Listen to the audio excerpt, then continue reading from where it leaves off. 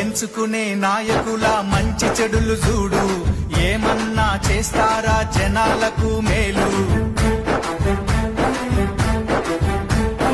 5 ఏళ్ల కాలానికి అగ్రిమెంటు నేడు, ఆగమాగమయ్యి నీ ఓటు నమ్ముకోకు.